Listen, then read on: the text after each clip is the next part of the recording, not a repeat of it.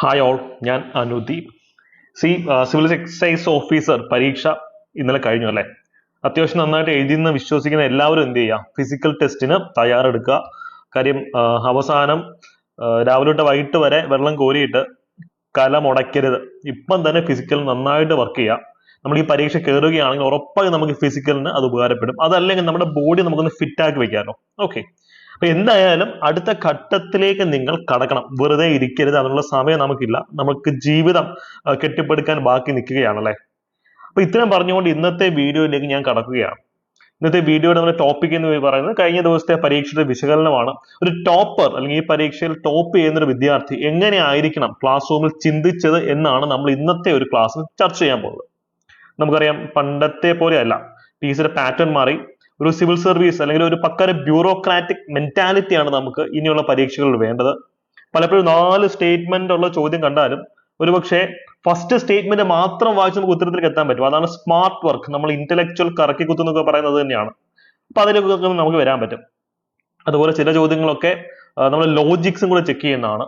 അപ്പൊ നമുക്ക് അത്തരം ചോദ്യങ്ങളാണ് ഞാനിത് പ്രധാനമായിട്ടും കൊണ്ടുവന്നിട്ടുള്ളത്. കാര്യം പരീക്ഷയിൽ മോഡറേറ്റ്ലി ഡിഫിക്കൽട്ട് എന്നൊക്കെ പറയാൻ പറ്റുള്ളൂ. ഭയങ്കര ടഫും അല്ല, ഭയങ്കര ഈസി അല്ല. എന്നാൽ കട്ട് ഓഫ് കൂടും, അത്യാവശ്യം കട്ട് ഓഫ് കൂടും. പിന്നെ കുട്ടികളൊക്കെ പുതിയ പാറ്റേൺ പഠിച്ചു തുടങ്ങി അല്ലേ. അപ്പൊ ഇന്നത്തെ ക്ലാസ് നോട്ട്സും കാര്യങ്ങളൊക്കെ നമ്മുടെ ടെലിഗ്രാം ചാനലിൽ ഞാൻ ഇടുന്നതാണ്. ടെലിഗ്രാം ചാനൽ ലിങ്ക് ഞാൻ കമന്റ് സെക്ഷനിൽ പിൻ ചെയ്തേക്കാം കേട്ടോ.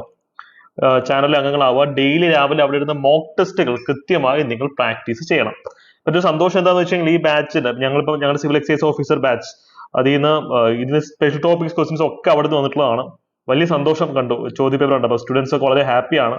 നല്ലൊരു റാങ്കിലേക്ക് എത്താൻ വേണ്ട കണ്ടന്റുകളൊക്കെ നമ്മുടെ ബാച്ചിന് കുട്ടികൾ കിട്ടിയിട്ടുണ്ട് എന്നുള്ളത് ഞങ്ങളുടെ ക്വാളിറ്റി ഓഡിറ്റ് മനസ്സിലാക്കിയിട്ടുണ്ട്. യൂട്യൂബിലെ ക്ലാസ്സിൽ നിന്ന് തന്നെ പല ചലഞ്ചിങ് ക്വസ്റ്റ്യൻസും കിട്ടിയിട്ടുണ്ട്. നമുക്ക് നോക്കാം, ഓരോന്നോരോന്ന് നോക്കാം. ഓക്കെ, ഉദാഹരണത്തിന് ഈ ഒരു ചോദ്യം കാണുമ്പോൾ 4 സ്റ്റേറ്റ്മെന്റ് ക്വസ്റ്റ്യൻ ആയിട്ട് തോന്നും. ഒരു സാധാരണ വിദ്യാർത്ഥി ചെയ്യുന്നത് 4 സ്റ്റേറ്റ്മെന്റ് വായിക്കും, പിന്നെ ഓപ്ഷനിലേക്ക് പോകും. പക്ഷേ ഞാൻ ഈ എക്സാമിന്റെ തലേന്നൊരു മോട്ടിവേഷൻ വീഡിയോ ചെയ്തിരുന്നു. അന്നേ ഞാൻ പറയുന്നൊരു കാര്യമാണ്, ഒരു ചോദ്യം വായിക്കുന്നു, അതിലൊരു സ്റ്റേറ്റ്മെന്റ് വായിക്കുന്നു. ആ സ്റ്റേറ്റ്മെന്റിനെ പറ്റി കൃത്യമായ ധാരണ വന്നു കഴിഞ്ഞാൽ, ശരിയാണോ തെറ്റാണോ എന്നുള്ള ധാരണ വന്നു കഴിഞ്ഞാൽ പിന്നെ ഓപ്ഷൻസിലേക്ക് വേണം പോകാൻ, അല്ലാതെ അടുത്ത സ്റ്റേറ്റ്മെന്റിലേക്ക് പോകരുത്. ഉദാഹരണത്തിന് ഇവിടെ നോക്കിയാൽ രാജ്യസഭയുമായി ബന്ധപ്പെട്ട ശരിയായ പ്രസ്താവനകൾ ഏതെല്ലാം? രാജ്യസഭയുടെ കാലാവധി 6 വർഷമാണ്. ഇത് തെറ്റാന്ന് നമുക്കറിയാം. രാജ്യസഭ അംഗത്തിന്റെ കാലാവധിയാണ് 6 വർഷം. രാജ്യസഭ ഒരു കണ്ടിന്യൂയിങ് ബോഡിയാണ്. അതിന് കാലാവധിയില്ല, അതിങ്ങനെ നിലനിന്നുകൊണ്ടേയിരിക്കും അല്ലെ. അപ്പൊ ഫസ്റ്റ് സ്റ്റേറ്റ്മെന്റ് തെറ്റാണ്. ഇവിടെ ചോദ്യം ശരിയായ പ്രസ്താവന എഴുതുന്ന. അപ്പൊ ഫസ്റ്റ് സ്റ്റേറ്റ്മെന്റ് ഓപ്ഷൻ എല്ലാം എലിമിനേറ്റ് ചെയ്തേ. എല്ലാ പ്രസ്താവനകളും ശരിയാണ്, 1, 4 എല്ലാം പോയി. അപ്പൊ ഒറ്റയടിക്ക് ഉത്തരം ഡിയിലേക്ക് എത്തി. ഇവിടെ നമ്മൾ രണ്ടാമത്തെ സ്റ്റേറ്റ്മെന്റ് വായിച്ച് നോക്കാതെ തന്നെ ഉത്തരത്തിലേക്ക് എത്തി. ഇവിടെ നിങ്ങൾ ലാഭിക്കുന്ന ആ ഓരോ സെക്കൻഡുമാണ് ടോപ്പേഴ്സ് അവിടെ ഉപയോഗിക്കുന്നത്. മാത്സ് അല്ലെങ്കിൽ റീസണിങ് അല്ലെങ്കിൽ ഡിഫിക്കൽട്ട് ആയിട്ടൊരു ചോദ്യം അത് സോൾവ് ചെയ്യാൻ വേണ്ടി അവർ ആ സെക്കൻഡ്സ് ഉപയോഗിക്കും. ജസ്റ്റ് ഒന്ന് സ്കാൻ ചെയ്തിട്ട് മാത്രം പോവുക. സ്റ്റേറ്റ്മെന്റ് പൂർണ്ണമായി വായിക്കേണ്ട ആവശ്യകത ഇല്ല. നിങ്ങൾക്ക് അതിന്റെ ഒരു ഹൈലൈറ്റ് മനസ്സിലായത്. ഞാൻ ശാസ്ത്രീയമായ കറക്കി കുത്തുന്നത് നമ്മൾ പറയുന്ന ഇതാണ് അല്ലെ. ഈ സ്റ്റേറ്റ്മെന്റ് വായിക്കാതെയാണ് നമ്മൾ ഉത്തരത്തിലേക്ക് എത്തിയത്.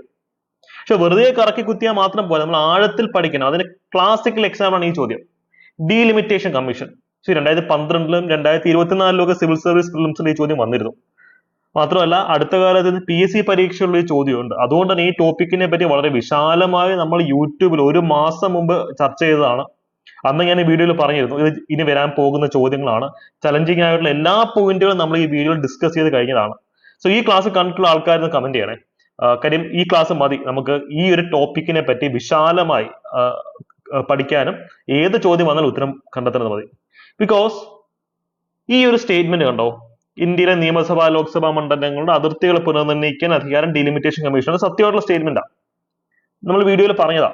സെക്കൻഡ് സ്റ്റേറ്റ്മെന്റോ, ഡീലിമിറ്റേഷൻ കമ്മീഷന്റെ ഉത്തരവുകളെ ഒരു കോടതിയിലും ചോദ്യം ചെയ്യാൻ കഴിയില്ല. ഇതൊരു എക്സ്ട്രീം സ്റ്റേറ്റ്മെന്റ് ആണ്. സ്റ്റിൽ ഈ സ്റ്റേറ്റ്മെന്റ് കാണുമ്പോൾ തെറ്റാന്ന് നമുക്ക് തോന്നും. കോടതിയുടെ മുകളിലാണ് നമുക്ക് ചിന്തിക്കും. പക്ഷെ ശരിയായിട്ടുള്ള സ്റ്റേറ്റ്മെന്റ്, ഇത് 2012-ലാണോ സിവിൽ സർവീസ് പ്രിലിംസ് വന്നിട്ടുള്ളതാണ്. ഞാൻ ആ വീഡിയോ ഇത് കൃത്യമായിട്ട് പറയുന്നുണ്ട്. ഈ സ്റ്റേറ്റ്മെന്റ് ശരിയാണ്, 100% ശരിയാണ്. കാര്യം ഡീലിമിറ്റേഷൻ കമ്മീഷൻ ഉത്തരവുകളെ മോഡിഫൈ ചെയ്യാൻ കോടതിക്കോ നിയമസഭയ്ക്കോ പാർലമെന്റിനോ പോലും പറ്റത്തില്ല. മനസ്സിലായല്ലോ. അപ്പൊ സെക്കൻഡ് സ്റ്റേറ്റ്മെന്റ് ശരിയാണ്, ഫാക്ച്വൽ ഉള്ളത് തന്നെ പഠിക്കണം. അപ്പൊ 2 സ്റ്റേറ്റ്മെന്റ് ശരിയാണ് അല്ലെ. പക്ഷെ ഇവിടെ ഒരു പ്രശ്നം എന്താണെന്ന് വെച്ച് കഴിഞ്ഞാൽ, ഇവിടെ 1952-ലാണ് ഈ പറഞ്ഞ ഡീലിമിറ്റേഷൻ കമ്മീഷൻ ആദ്യമായിട്ട് രൂപീകരിക്കുന്നത്. ഈ ക്വസ്റ്റ്യൻ ക്യാൻസൽഡ് ആവാനുള്ള സാധ്യതയുണ്ട്. അതല്ലെങ്കിൽ ഓപ്ഷൻ സി എന്നായിരിക്കും അവരിടുക. പക്ഷെ പി എസ് സിയുടെ ഒരു ട്രെൻഡ് നമുക്ക് പൾസ് മനസ്സിലാക്കി പഠിച്ച ഒരാളെ സംബന്ധിച്ച് അയാൾ സി ആൻസർ ചെയ്തിട്ട് അടുത്ത ചോദ്യത്തിലേക്ക് പോകും. മനസ്സിലായല്ലോ? അപ്പം 51 52 ആ കൺഫ്യൂഷൻ ഒന്നും വേണ്ട. എയും ബിയും ശരിയാണെങ്കിൽ ഇതിനകത്ത് ശരി ഓപ്ഷൻ സി മാത്രമേ ഉള്ളൂ, എയും ബി ഉൾക്കൊള്ളുന്ന ഒരു ഓപ്ഷൻ. അപ്പൊ സി ചൂസ് ചെയ്യുക, അടുത്ത ചോദ്യത്തിലേക്ക് പോവുക. അങ്ങനെയാണ് നമ്മൾ ചിന്തിക്കാൻ. അല്ല അയ്യോ 51 52 അത് റിലവൻസ് ഇല്ല. ഒന്നുകിൽ നിങ്ങൾക്ക് ഇവിടെ മാർക്ക് വീഴും, അല്ലെങ്കിൽ പി എസ് സി ചോദ്യം ക്യാൻസൽ ചെയ്യും. അപ്പൊ ടോപ്പേഴ്സ് എങ്ങനെയാണ് ചിന്തിക്കുന്നത് മനസ്സിലായോ? അല്ലാതെ എക്സാം ഹോളിൽ ഇരുന്ന് അയ്യോ പി എസ് സി കുറ്റം പറഞ്ഞ, പി എസ് സി ക്രിട്ടിസൈസ് ചെയ്ത്, അല്ലെങ്കിൽ പി എസ് സി ചെയ്യുന്നത് മണ്ടത്തരാണോ എന്ന് ചിന്തിച്ച സമയം കളയരുത്. അടുത്ത ചോദ്യത്തിലേക്ക് പോകണം. നമുക്ക് മാർക്ക് കിട്ടിയാൽ മതിയല്ലോ, അതായിരിക്കും നമ്മുടെ ലക്ഷ്യം. ക്ലിയർ ആയിട്ടാണ് നമ്മൾ മുന്നോട്ട് പോകാൻ. പിന്നെ ഉത്തരം സി ആവാം, അല്ലെങ്കിൽ ക്യാൻസൽഡ് ആവാം. ഇതുപോലെ ധാരാളം ചോദ്യങ്ങൾ നമ്മുടെ കോമൺ സെൻസിന്റെ പരീക്ഷയിൽ ധാരാളം ചോദ്യങ്ങളുണ്ട്. അപ്പൊ ഈ വീഡിയോ നിങ്ങൾ കൃത്യമായി കാണുക. ഇനി അങ്ങോട്ടുള്ള ഡിഗ്രി ലെവൽ പ്രിലിംസിനും മെയിൻസിനും സെക്രട്ടേറിയറ്റ് ഒയ്ക്കും ഒക്കെ നമുക്ക് ഈ ചോദ്യങ്ങൾ പ്രതീക്ഷിക്കാം, അല്ലെ? യെസ്, ഇത് വളരെ രസകരമായിട്ടുള്ള ഒരു ചോദ്യം. ഇതിന്റെ കൂടെ നിൽക്കണം ഞാൻ ഇതിന്റെ കറക്റ്റ് ഒരു സ്ട്രക്ചർ, എങ്ങനെയാണ് ഇത്തരം ഡിഫിക്കൽട്ട് ചോദ്യങ്ങൾ അല്ലെങ്കിൽ ഒരു out of the box question വന്നു കഴിഞ്ഞാൽ ചെയ്യാൻ പറ്റും നമുക്ക് നോക്കാം. ഇതൊക്കെ നമ്മൾ ക്ലാസ്സിൽ ഡിസ്കസ് ചെയ്താണ്. ഇത് കറക്കി കുത്തേണ്ട യാതൊരു കാര്യമില്ല. ക്ലിയർ ആയിട്ട് ഇപ്പൊ എക്സാമിന് മുമ്പായിട്ട് നമ്മൾ അരമണിക്കൂറിന് 2 റിവിഷൻ ക്ലാസ് കൊടുത്തിരുന്നു. ആ ക്ലാസ് മാത്രം കണ്ടാൽ പോലും അതിനകത്ത് 19 ചോദ്യങ്ങളുടെ ഉത്തരം നമുക്ക് കിട്ടും സ്പെഷ്യൽ ടോപ്പിക്സിനകത്തുനിന്ന്. പക്ഷെ ഈ ചോദ്യം നിങ്ങൾ ഇതിന്റെ ഒരു സ്ട്രക്ചർ നോക്കാം. ഒരാൾ തന്റെ സുഹൃത്തിന് ജന്മദിനത്തിന് അംഗീകൃത മദ്യഷോപ്പിൽ നിന്നും ഒരു കുപ്പി മദ്യം വാങ്ങിയ സുഹൃത്തിന് സമ്മാനമായി നൽകി, അല്ലെ? അബ്കാരി നിയമപ്രകാരം താഴെ പറയുന്നതിൽ ശരിയായ പ്രസ്താവന ഏത് എന്നുള്ളൊരു ചോദ്യമുണ്ട്. ഇവിടെ ഒന്നാമത്തെ സ്റ്റേറ്റ്മെന്റ്, അല്ലെ? സർക്കാർ അംഗീകൃത മദ്യഷോപ്പിൽ നിന്നും മദ്യം വാങ്ങി സമ്മാനമായി നൽകുന്ന കുറ്റകരമല്ല എന്ന് പറയുന്നു. ഏത് മദ്യവും സമ്മാനമായി നൽകാം. ഇതൊന്ന് ആലോചിക്കുന്നത്, നമ്മൾ വാറ്റിയ മദ്യം സമ്മാനമായിട്ട് കൊടുക്കാൻ പറ്റുമോ? ഇപ്പൊ ഫസ്റ്റ് സ്റ്റേറ്റ്മെന്റ് നിങ്ങൾക്ക് അറിയില്ലെന്ന് തന്നെ വെച്ചോ. പക്ഷെ സെക്കൻഡ് സ്റ്റേറ്റ്മെന്റ് ശരിയാവാൻ പറ്റും. നിങ്ങൾ മദ്യം വാറ്റി സമ്മാനമായിട്ട് കൊടുക്കാൻ പറ്റും. ഏത് മദ്യം? ഒരു എക്സ്ട്രീം സ്റ്റേറ്റ്മെന്റ് ആണ്. അപ്പൊ സെക്കൻഡ് സ്റ്റേറ്റ്മെന്റ് എന്തായാലും തെറ്റാണ്. കോമൺ സെൻസ് മാത്രം വെച്ച് അല്ലെങ്കിൽ സെക്കൻഡ് സ്റ്റേറ്റ്മെന്റ് തെറ്റാണ്. അപ്പം ഡി നമുക്ക് എലിമിനേറ്റ് ചെയ്യാം. അടുത്ത മൂന്നാമത്തെ സ്റ്റേറ്റ്മെന്റ് ഉണ്ടോ, മദ്യം സമ്മാനമായി നൽകാൻ പാടില്ല. അപ്പോ 3യെ പറ്റി നിങ്ങൾ കൃത്യമായ ധാരണ ഇല്ലെന്ന് തന്നെ വെച്ചോ. പക്ഷെ മദ്യം സമ്മാനമായി നൽകിയ ആളുടെ പേരിൽ കേസ് എടുക്കാം. അപ്പൊ 3 ഒരു ഓപ്ഷനിൽ വരികയാണെങ്കിൽ 4 വന്നല്ലേ പറ്റൂ. 3 ഒരു നിയമവിരുദ്ധമായിട്ടുള്ള കാര്യമാണ്. ഇപ്പൊ 3 ഉണ്ടെങ്കിൽ 3ക്ക് ഒറ്റയ്ക്ക് നിലനിൽപ്പുണ്ടോ? 3 സ്റ്റേറ്റ്മെന്റ് ശരിയാണെങ്കിൽ സ്റ്റേറ്റ്മെന്റ് 4ഉം ശരിയായല്ലേ പറ്റും. അപ്പൊ സ്റ്റേറ്റ്മെന്റ് 3ക്ക് ഇങ്ങനെ ഒറ്റയ്ക്ക് നിൽക്കാൻ പറ്റുമോ പിള്ളേർ? ഒറ്റയ്ക്ക് നിൽക്കാൻ പറ്റുമോ? ഒരിക്കലും. അപ്പൊ സ്റ്റേറ്റ്മെന്റ് 3 എലിമിനേറ്റ്. ഒന്നുകിൽ സി വരും, അല്ലെങ്കിൽ എ വരും. കാര്യം കറക്കി കുത്തി നിങ്ങൾ 50-50 വരെ എത്തി. ഇനി നിങ്ങൾ ഒന്ന് ആലോചിച്ച് നോക്കുക, ഇത് ലോജിക് ആയിട്ടൊരു കാര്യമാണോ? ഇനി മദ്യത്തെ പ്രോത്സാഹിപ്പിക്കുന്നതിന് നയം നമ്മുടെ നിയമസംഹിതയിൽ ഇല്ല. അപ്പൊ അങ്ങനെ ആലോചിക്കുമ്പോൾ അല്ലെങ്കിൽ ഇത് പഠിച്ചിട്ട് തന്നെ പോട്ടൊരു ചോദ്യമാണ്. അപ്പൊ നമുക്ക് ഇതിന്റെ ഉത്തരം എന്താ? സി എന്നൊരു ഉത്തരത്തിൽ നമുക്ക് എത്താൻ പറ്റും, അല്ലെ? സി എന്നൊരു ഉത്തരത്തിലേക്ക് എത്താൻ പറ്റും. കാര്യം മദ്യത്തെ പ്രോത്സാഹിപ്പിക്കാതിരിക്കാൻ വേണ്ടിയിട്ട് ടാക്സ് കൂട്ടുന്ന പല പല പരിപാടികളും ചെയ്യുന്നുണ്ട്. അറ്റ് ദ സെയിം ടൈം മദ്യഷാപ്പുകളും കൂടി ഒരു കോൺട്രഡിക്ഷൻ ആണ്. എന്നാൽ ഇതിന്റെ ഒരു വേ ഓഫ് തിങ്കിങ് നിങ്ങൾക്ക് മനസ്സിലായെന്ന് വിചാരിക്കുന്നു. ഇത് ആക്ച്വലി കറക്കി കുത്തേണ്ട ഒരു ചോദ്യമല്ല. എന്നാൽ പോലും എങ്ങനെ ചിന്തിക്കണം, ഈ ഒരു ലോജിക്ക് ഒരുപക്ഷെ നിങ്ങൾക്ക് മറ്റ് പരീക്ഷകൾ മറ്റു പലയിടത്തും ഉപയോഗിക്കാൻ പറ്റും. 3ക്ക് ഒറ്റയ്ക്ക് നിലനിൽക്കാൻ ഒക്കില്ല. 3 ഉണ്ടെങ്കിൽ 4 കൂടെ ഉണ്ടായേ പറ്റത്തുള്ളൂ. കോംപ്ലിമെന്ററി സ്റ്റേറ്റ്മെന്റ്സ് ആണത്, അല്ലെ? പരസ്പര പൂരകങ്ങളായ പ്രസ്താവനകളാണ്. അപ്പൊ അങ്ങനെ വേണം നമ്മൾ ഇതിനെപ്പറ്റി ചിന്തിക്കാൻ. അപ്പോ ഇതിന്റെ ഉത്തരം സി ആണ്. ഈ ഒരു ചോദ്യം വളരെ രസകരമായി നിങ്ങളൊന്ന് ആലോചിച്ച് നോക്കിയേ. ഇതൊക്കെ ബേസിക് ക്വസ്റ്റ്യൻസ് ആണ്. എന്നാലും ഇതിലെ ലോജിക്ക് നിങ്ങളൊന്ന് മനസ്സിലാക്കണം. അബ്കാരി നിയമപ്രകാരം 21 വയസ്സ് തികഞ്ഞ ഒരു വ്യക്തിക്ക് മദ്യം ഉപയോഗിക്കുന്ന കുറ്റകരമല്ല, 20 വയസ്സ് തികഞ്ഞ ആൾക്ക് മദ്യം ഉപയോഗിക്കുന്ന കുറ്റകരമല്ല, 23 വയസ്സ് തികഞ്ഞ വ്യക്തിക്ക് മദ്യം ഉപയോഗിക്കുന്ന കുറ്റകരമല്ല, 18 വയസ്സ് കഴിഞ്ഞാൽ മദ്യം ഉപയോഗിക്കുന്ന കുറ്റകരമല്ല. അപ്പൊ നിങ്ങൾക്ക് കൺഫ്യൂഷൻ, വോട്ടവകാശം 18 വയസ്സാണല്ലോ. 18 വയസ്സ് കഴിഞ്ഞാൽ മദ്യം ഉപയോഗിച്ചാൽ നിങ്ങൾക്ക് കൺഫ്യൂഷൻ നിങ്ങൾക്ക് വരും. അപ്പൊ ആലോചിച്ച് നോക്കിയേ, ഡി ശരിയാണെങ്കിൽ ഈ സ്റ്റേറ്റ്മെന്റ്സ് എല്ലാം ശരിയായാലേ പറ്റത്തുള്ളൂ. 18 വയസ്സ് കഴിഞ്ഞ വ്യക്തി തന്നെയാണല്ലോ 23, 20 വയസ്സുള്ള വ്യക്തികൾ. ഇത് മിനിമം പ്രായമാണെന്നല്ല ഇവിടെ പറയുന്നത്. 18 വയസ്സ് തികഞ്ഞാൽ ഒരു വ്യക്തിക്ക് മദ്യം ഉപയോഗിക്കുന്ന കുറ്റകരമല്ല. അപ്പൊ ഡി ശരിയാണെങ്കിൽ ഇവയെല്ലാം ഒരുമിച്ച് ശരിയായാലേ വരുന്നുള്ളൂ. അപ്പൊ ഒരു ചോദ്യത്തിൽ ഒന്നിക്കുള്ള ശരി ഉത്തരം വരൂ. അല്ലെങ്കിൽ സി ശരിയായാലും ബി ശരിയായാലും എ ശരിയായാലും ഇത്തരത്തിൽ ഒന്നിൽ കൂടുതൽ ശരി ഉത്തരം വരും ആ ഒരു ചോദ്യത്തിന്. അപ്പൊ ഈ കൂടുതൽ ഏറ്റവും ഹയർ ഏജ് ചൂസ് ചെയ്താൽ മാത്രമല്ലേ ആ ചോദ്യത്തിന് കൃത്യമായ ഉത്തരത്തിലേക്ക് എത്താൻ പറ്റുള്ളൂ. അപ്പം സി നിങ്ങൾ ചൂസ് ചെയ്യുക. സി ഇത്തരത്തിലുള്ള ചോദ്യങ്ങൾ നമുക്ക് സിവിൽ സർവീസസിന്റെ പ്രിലിംസിലും UPSCയുടെ പരീക്ഷയിലും ഒക്കെ വരുന്നുണ്ട്. അപ്പം ആ ഒരു ശൈലിയിലേക്ക് പോകുന്ന PSC പരീക്ഷകൾക്ക് വേണ്ടി നിങ്ങൾ തയ്യാറെടുക്കുമ്പോൾ നിങ്ങൾ സന്തോഷിക്കണം. ബിക്കോസ് നമുക്ക് ലോജിക് യൂസ് ചെയ്ത് ഉത്തരത്തിലേക്ക് എത്താൻ പറ്റും പലപ്പോഴും. അറ്റ് ദ സെയിം ടൈം ആഴത്തിൽ ഇറങ്ങി പഠിക്കാനായിട്ട് മറ്റേ ക്ലാസ് കണ്ടു നോക്കുക. അത്യാവശ്യം ഡെപ്തിൽ നമ്മൾ ഇട്ടിട്ടുള്ള ക്ലാസ് ആണ്. അത് കാണുമ്പോൾ നിങ്ങൾക്ക് മനസ്സിലാവും നമ്മൾ എത്രത്തോളം ആഴത്തിലേക്ക് ഇറങ്ങേണ്ട സമയമായിട്ടുണ്ടെന്നുള്ളത്. കാര്യം UPSC പരീക്ഷാസ് എന്ന് വെച്ച് കഴിഞ്ഞാൽ അത് ജസ്റ്റ് ഒരു എക്സാം അല്ല, നിങ്ങളൊരു സ്റ്റേബിൾ ആയ ഒരു ഭാവിയിലേക്കുള്ള ഒരു ഇടനാഴിയാണ്. ഇടുന്നതായിട്ടുള്ള പല ചലഞ്ചസും കാണും. നമ്മൾ അതൊക്കെ ഓവർകം ചെയ്യും, സ്ട്രോങ് ആയിട്ട് തന്നെ പഠിക്കും, മുന്നോട്ട് പോകും അല്ലെ.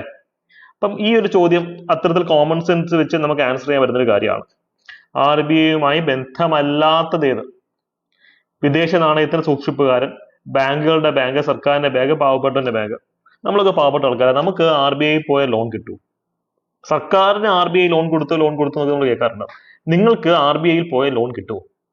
ഇല്ല. നിങ്ങളുടെ പരിചയത്തിൽ ആരെങ്കിലും RBI ലോൺ എടുത്തിട്ടുണ്ടോ?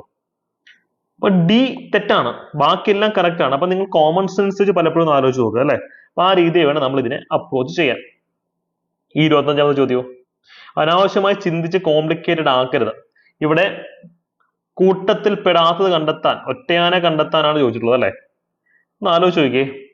18, 44, ആർട്ടിക്കിൾ 17, ആർട്ടിക്കിൾ 23 കോൺസ്റ്റിറ്റ്യൂഷണൽ ആർട്ടിക്കിൾസിനെ അടുക്കി വെച്ചിട്ടുള്ള ഒരേ സെഗ്മെന്റ് വരുന്ന ആർട്ടിക്കിൾസ് ആയിരിക്കും അടുത്തടുത്തുള്ളത്. ഈ കൂട്ടത്തിൽ ഏറ്റവും ദൂരെയുള്ള ആർട്ടിക്കിൾ ഏതാ നോക്കിയാൽ പോരെ. ഇതൊക്കെ ഈസി ക്വസ്റ്റ്യൻ ആണ്. സ്റ്റിൽ ചില ആൾക്കാർ അനാലിസിസ് പാരാലിസിസ് എന്നൊക്കെ പറഞ്ഞ് വളരെ ആലോചിച്ച് കോളമാകും. ആ സമയത്ത് ടോപ്പർ ചിന്തിക്കുന്നത് എങ്ങനെ ആയിരിക്കും? അയാൾ ഫണ്ടമെന്റൽ റൈറ്റ് ഒക്കെ പഠിച്ചിട്ടായിരിക്കും പോകുന്നത്, DPSPയും പഠിച്ചിട്ടാണ് പോകുന്നത്. പക്ഷെ ഈ ഒരു ലോജിക്കും കൂടെ അയാളുടെ മനസ്സിലേക്ക് വരും. അതാകുമ്പോഴത്തേക്ക് അധിക സമയം നമുക്ക് ഈ ചോദ്യത്തിന് മുകളിൽ കളയണ്ട. നമ്മൾ 3 or 4 പ്രാവശ്യം വായിച്ചാൽ ഇതിന്റെ ഉത്തരത്തിലേക്ക് എത്താൻ ആർക്കും സാധിക്കും. ഞാൻ ഈ പറഞ്ഞ ഒറ്റ വായനയിൽ ഫസ്റ്റ് റീഡിംഗിൽ എങ്ങനെയാണ് ഉത്തരത്തിലേക്ക് എത്തേണ്ടത് എന്നുള്ളതാണ്. സോ ഈ കൂട്ടത്തിൽ ഏറ്റവും ദൂരെ കിടക്കുന്ന ആർട്ടിക്കിൾ 44 അല്ലേ. അപ്പൊ ഒബ്വിയസ്ലി ഇതിന്റെ ആൻസർ എന്താണ്? ബി ആണ് വരേണ്ടത്. ഈ രീതിയിൽ നമ്മൾ ചിന്തിച്ചു തുടങ്ങുമ്പോഴാണ് നമുക്ക് മറ്റുള്ളവരെക്കാൾ മുൻവരാൻ സാധിക്കുക. ഞങ്ങളുടെ ബാച്ചസും ഈ രീതിയിൽ ആഴത്തിലുള്ള ക്ലാസ്സുകൾ ഉണ്ട്. അതിനോടൊപ്പം കറക്കി കുത്താനും അല്ലെങ്കിൽ സ്മാർട്ട് വർക്ക് യൂസ് ചെയ്യാനുള്ള ടെക്നിക്സിന്റെ തീവ്രമായ പരിശീലനമുണ്ട്. 10th plus 2 level long term ബാച്ചുകൾ ഞങ്ങൾ ആരംഭിക്കാൻ പോവുകയാണ്. വളരെ അഫോർഡബിൾ ആയ ഒരു ഫീസിൽ, ഏത് സാധാരണക്കാരനും താങ്ങാൻ പറ്റുന്ന ഒരു ഫീസിൽ ഏറ്റവും ഹൈ ക്വാളിറ്റി ക്ലാസ്സുകളായിരിക്കും നിങ്ങളിലേക്ക് എത്തിക്കുക. So stay tuned. All the best. Thank you. By.